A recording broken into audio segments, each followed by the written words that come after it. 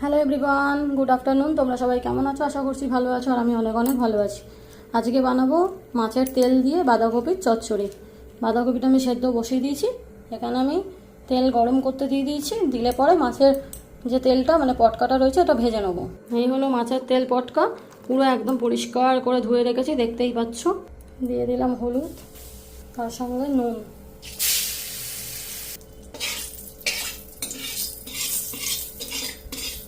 পটকাগুলো কিন্তু দিলে খুব ফাটবে, তাই কিন্তু চাপা দিয়ে দিয়ে করব।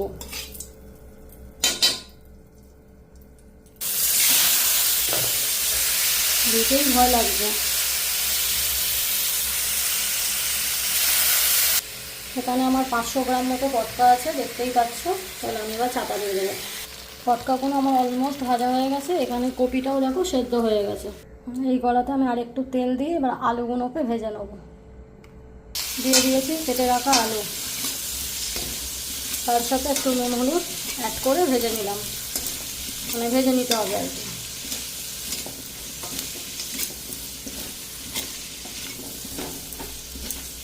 আলুটা কিন্তু ভালো করে ভাজবে। বাঁধাকপি কিন্তু অলমোস্ট পুরো সেদ্ধ হয়ে গেছে। আলু যদি না ভাজো তাহলে কিন্তু পুরো কাঁচা কাঁচা রয়ে যাবে।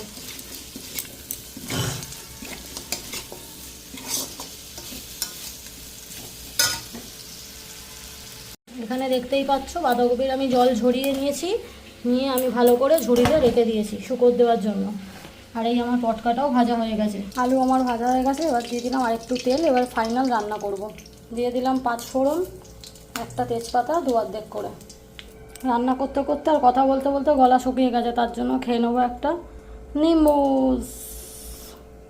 এখানে কেটে রেখেছি টমেটো, 10টা 12টা লঙ্কা কুচি, পেঁয়াজ কুচি, আর আলু তো বললাম ভাজা হয়ে গেছে।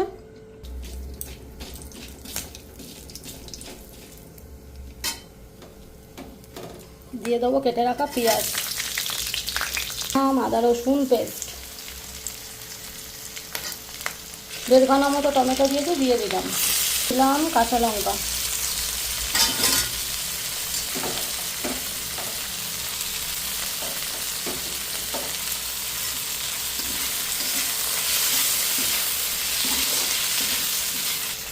হলুদ গুঁড়ো, জিরে গুঁড়ো, ধনে গুঁড়ো, নুন।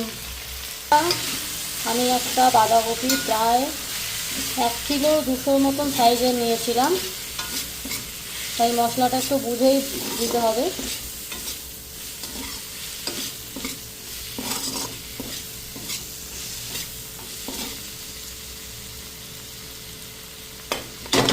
ও কাশ্মীরি লঙ্কার গুঁড়ো দিয়ে দিলাম, যে তেলটা ভেজে রেখেছিলাম সেইটা।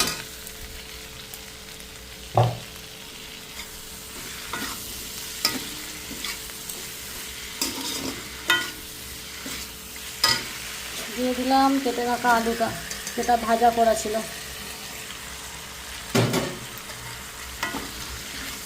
ভালো করে এটাকে কষিয়ে নিতে হবে, দিয়ে বাঁধাকপিটা দিতে হবে, কারণ বাঁধাকপি বললাম সেদ্ধ করাই আছে।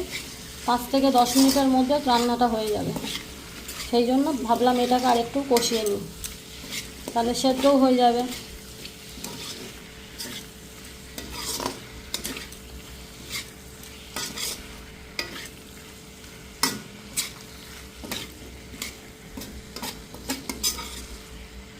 সামান্য একটু চিনি। এবার দেবো একটু ঝাল লঙ্কার গুঁড়ো। এবার দেবো সেদ্ধ করা বাঁধাকপিটা।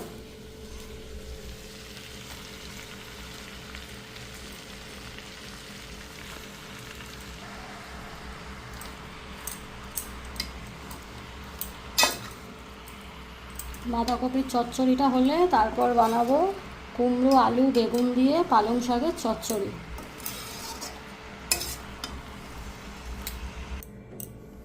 আজকে তো আবার রথ, উল্টো রথ। সবাইকে শুভ রথযাত্রা।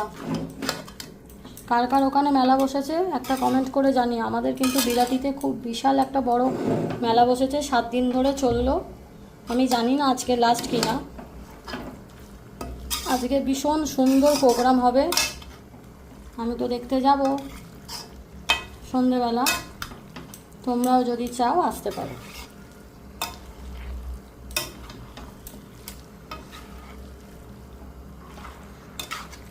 আজকে ভেবেছিলাম আমার মায়ের বাড়িতে যাব, কিন্তু রাস্তা এত জ্যাম থাকবে, সময়টাই নষ্ট হয়ে যাবে যাওয়া আসাতে।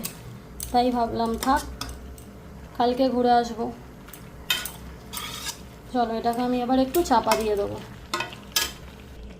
দেখতেই পাচ্ছ অলমোস্ট আমার বাঁধাকপি চচ্চড়িটা রেডি হয়ে গেছে। আর 5 থেকে 6 মিনিট হলেই কমপ্লিট। দিয়ে আমি ওপর থেকে হালকা একটু ঘি আর একটু গরম মশলা দিয়ে নামিয়ে নেবো। তোমরাও এইভাবে ট্রাই করো, দেখবে খুব ভালো লাগবে। হয়তো খেয়েওছো এইভাবে করে, বাট আমি তবু আবার আমার করা স্টাইলটা দেখালাম, যেভাবে আমি করি সেটাই বলা হলো তোমাদেরকে। এবার তোমরা একটু ট্রাই করে দেখো। আলুটা সেদ্ধ হয়ে গেছে, বাট আরেকটু হবে। নুন ঝাল মিষ্টিটা তোমরা একদম পারফেক্টলি দেখে নেবে, টেস্ট করে। কম বেশি হলে দিয়ে দেবে।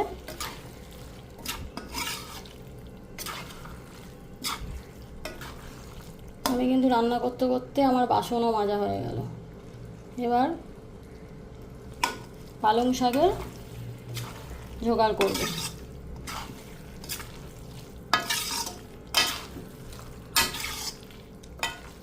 চলো ফাইনাল আমি নামিয়ে তোমাদের দেখাবো। এখানে অ্যাড করে দেবো এই ঘিটা। এবার দেবো গরম মশলা। ফাইনাল তেল পটকা দিয়ে বাঁধাকপির চচ্চড়ি আমার রেডি হয়ে গেল। এবার আমি নামিয়ে নেবো।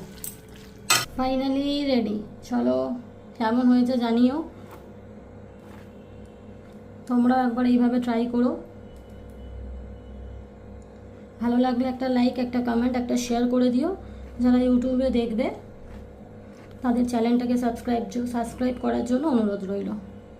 আজকের মতো ভিডিওটা এইটুকুই থাক। দেখা হবে নেক্সট কোনো ভিডিওতে।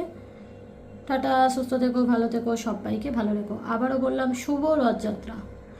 সকল বন্ধুদের শুভ রথযাত্রা।